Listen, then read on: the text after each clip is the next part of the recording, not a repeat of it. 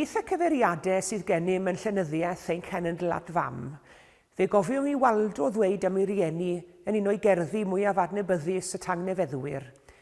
Pa bydd heno ei hystad, heno pan fo'r byd yn fflam. Mae gwirionedd gyda'n had, mae maddeiant gyda mam.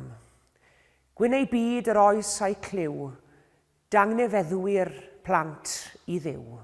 Waldo ar ei ore yn pwysleisio'r angen am gefnogaeth teulu yn ystod cyfnod anodd a phryderus, ac yn diolch am esiampl da i rieni yn cyflwyno iddo wirionedd a maddeiant. Fe ddywedodd Rhys Nicholas am ei fan ei hun, bu fyw'n dda, bu fyw'n ddiwyd, a lle mae hon, mae gwell byd. A phwy ohono ni nad yw yn ddistaw bach efallai wedi llunio cerdd yn ei galon neu yn ei chalon, neu folaw dawel i'r un a'n magodd ar ei bron ac a siglodd ein cryd. Mewn un man yn yr Hen Testament mae Duw yn ei gyffelybu hun i fam. Mae e'n dweud, fel y cysurir plentyn gan ei fam, bydda fi'n eich cysuro chwi. Ac mewn man arall fe gawn ni bortread lliwgar iawn o'r wraig neu'r fam rinweddol sy'n fwy gwerthfawr na gemau. Y mae'n sylwi'n fanwl ar yr hyn sy'n digwydd i'w theulu, ac nid yw'n bwyta bara sigurdod. Y mae ei phlant yn tyfu ac yn ei bendithio, a bydd ei gŵr yn ei chanmol. A phan drown ni at y Testament Newydd, fe gewn ni cyflwyno i'r wir fam fedrus ar rinweddol, sef Mair, mam Iesu. Mam yr edrychir arni fel patrwm i bob mam, ac yn fodel mamolaeth. Fe ddown ni nabod Mair yn gynnar iawn yn ei hanes pan dderbyniodd y newyddion syfrdanol gan yr angel i bod hi wedi beichiogi yn y groth ac y bydde hi'n esgor ar fab. Ac yn ni'n dilyn ei hanes yn geni Iesu Methlem, yn ffoi'r aifft rhag Herod a'i filwyr, ac yn ddiweddarach yn llawn gofid bod Iesu ar goll tan iddi ddod o hyd iddo fe yn y deml. Yr olwg olaf a gawn ar Mair yw'r droed y groes, yn gweld ei mab yn dioddef ac yn marw. A chan weld ei fam wrth droed y groes, meddai Iesu wrthi, wraig, dyma dy fab di. Ac wrth y disgybl oedd yn sefyll yn o'n gwmni iddi, fe ddywedodd Iesu, dyma dy fam di. Mae'r geiriau hyn sy'n ymlith y brawddegau olaf y ddath dros wefusau Iesu adeg iddio ddefaint olaf, yn ein cyflwyno ni ar unwaith i awyrgylch y teulu. Oedd lle pwysig i'r teulu ym mhatrwm bywyd yr Iddew. Oedd yr Iddew yn credu bod y teulu yn sefydliad dwyfol, ac fe rhoddwyd pwysigrwydd neilltuol i'r teulu, ac o'n nhw'n credu bod y teulu uwch law popeth yn y gymdeithas grefyddol. Yng nghyfnod yr Hen Testament, prif orchwyl y teulu oedd gofalu am yr addoliad, ac yn wir, fe gafodd crefydd yr Hen Testament i meithrin dan gysgod y cartre.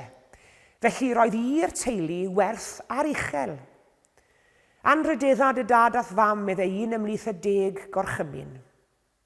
Tyfodd yr uned deuluol i fod yn sylfaen cymdeithas yn estyn cariad a chefnogaeth a chysur. Ond mae'r teulu yn estyn ymhell y tu hwnt i furiau'r cartre. Ond nid teulu o dirddynoliaeth, a phawb ohono ni'n rhan o'i amrywiaeth. I ni wedi etifeddu tŷ sef y ddeiar hon, lle mae'n rhaid i ni fyw gyda'n gilydd.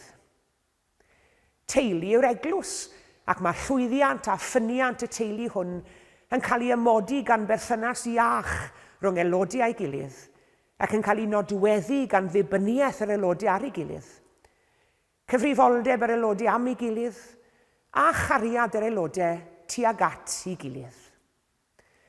Does dim amheuaeth nad oedd gan Iesu feddwl mawr o'i deulu hun, ac oedd yn newyddus iawn i warchod ei deulu.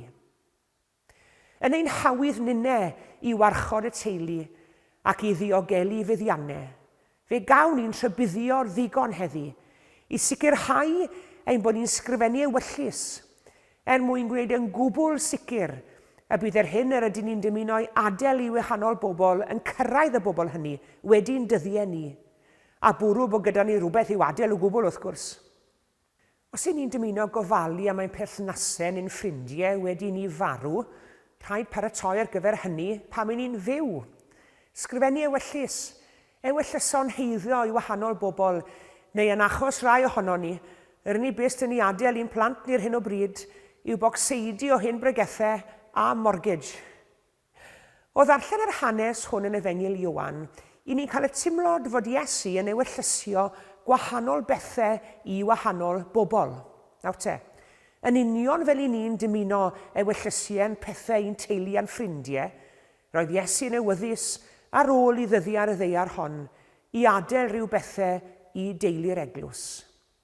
Dyma edrych yn sydyn felly ar ei ewyllus ola fedd.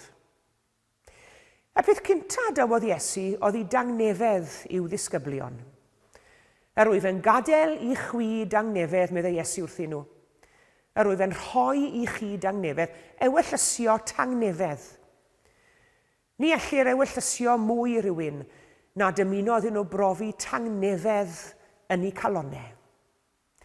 Ond mae'r gair tangnefedd yn air diddorol iawn. Nid heddwch yw e, yn ein syniad ni o heddwch yn y byd. Nid heddwch y byd, ond tangnefedd. Heddwch yn nef yw tangnefedd. Ac bod ni'n ddymuniad gan bawb ohono ni weld heddwch yn ein byd ni, a gweld stop ar y fela a gormes a thrais. A does dim amheuaeth nad oedd hynny'n ddymuniad gan Iesu hun hefyd. Fe wedi'r cwbl sydd yn ein hannog ni garu'n gilydd ac i fyw bywydau di-drais.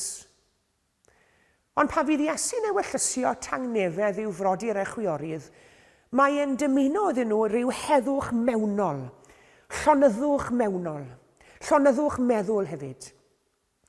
Mae tangnefedd yn ymwneud â'r galon. A hyd yn oed pan fydd amgylchiadau allanol yn pwyso'n drwm arno ni, hyd yn oed pam nad oes heddwch yn ein hamgylchynu ni o'r tu fas, fe allwn ddal i deimlo tangnefedd y tu mewn yn y galon. Y tangnefedd na all y byd ar ei orau roi i ni, nac ar ei weithaf ei ddwyn oddi arno ni.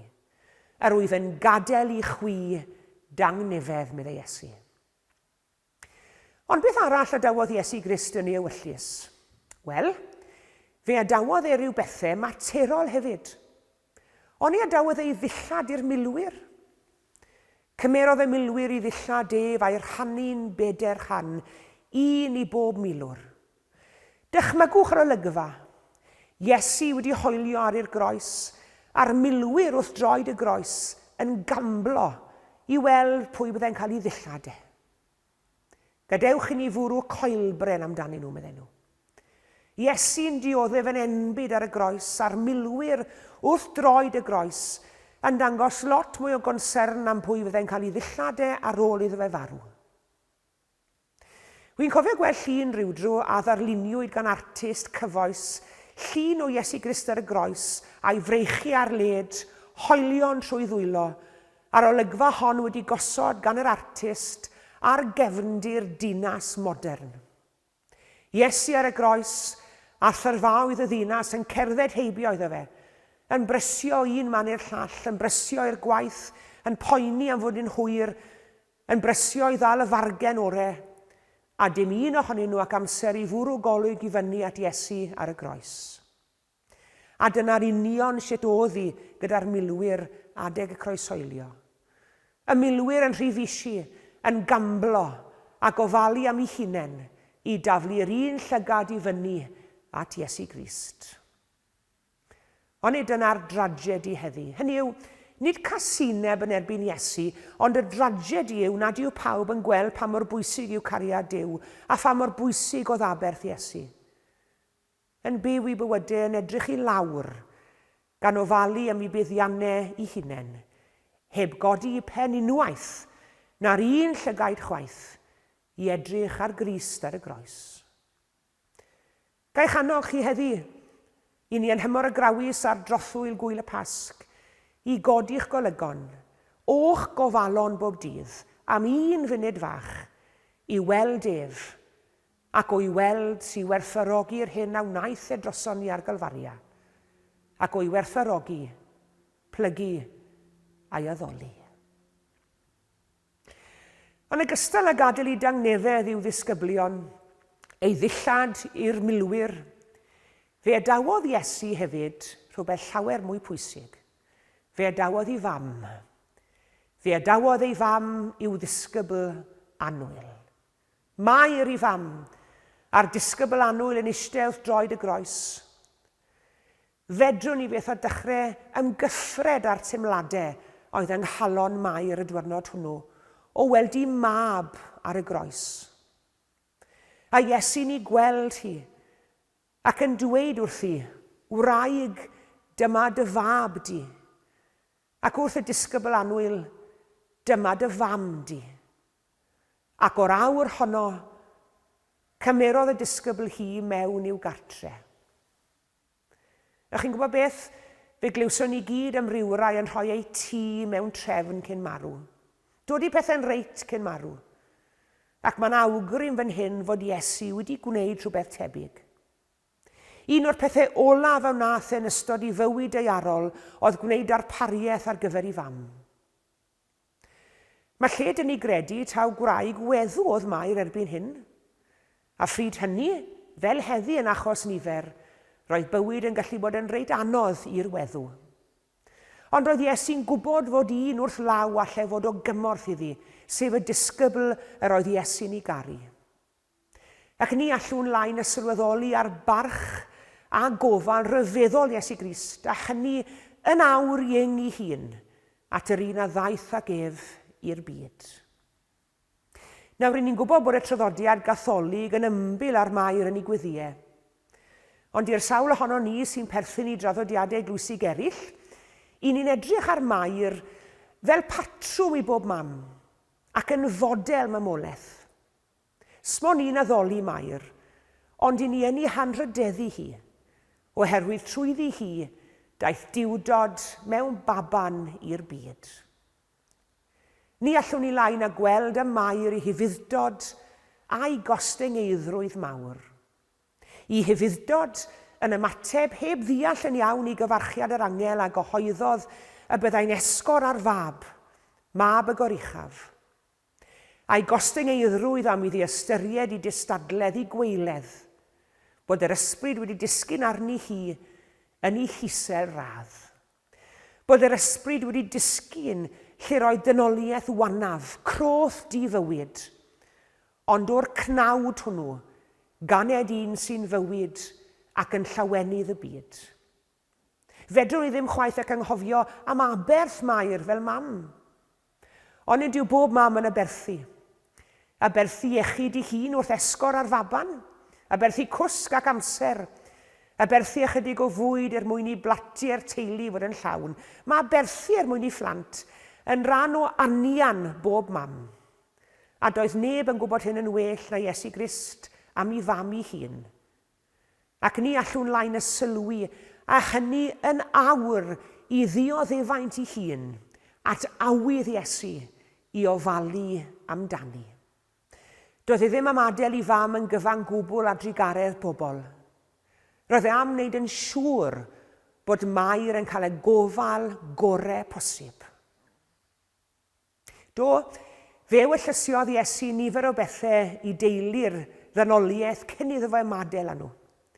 I dangnefedd, i galonau frodyr a'i chwiorydd. I ddillad i ddwylo'r milwyr a'i fam i ofal ei ffrind penna.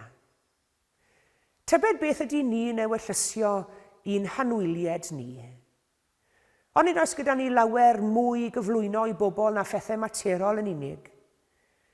Wedi'r cwbl, ond nid derbyn pethau materol y bu hi yn hanes y milwyr wrth droed y gloes, yn derbyn dillad Iesu. A'r derbyn hwnnw yn ddigon o rybydd i ni beidio a gadael i bethau'r llawr ddeni'n sylw oddi wrth bethau'r nef, y materol oddi wrth yr ysbrydol. Byddai wellysio tangnefedd yng ngalonau yn cydfrodyr y chwiorydd yn beth ardderchog iawn. Tangnefedd, tawelwch mewnol, llonyddwch mewnol, tra bo'r byd cythryblus yn chwythu i fygythiadau o'r tu allan. Ac o ystyried yr ymdrech o wnaeth Iesu o'i groes i ofalu am ei fam, gobeithio'n wir y bydd y weithred honno yn cael ei hadlewyrchu yn ein gweddi'n unau ac yn ein gwaith, wrth i ni Iesu'n ein dwylo at ein gilydd, ac at ein brodyr a chwiorydd ledled byd. Pan wylodd Iesu fam felly, a'r disgybl yr oedden ni garu yn sefyll yn ei hymyl, meddai wrth ei fam, wraig, dyma dy fab di, ac yna dywedodd wrth y disgybl, dyma dy fam di. Ac o'r awr honno, cymerodd y disgybl hi mewn i'w gartre. Amen.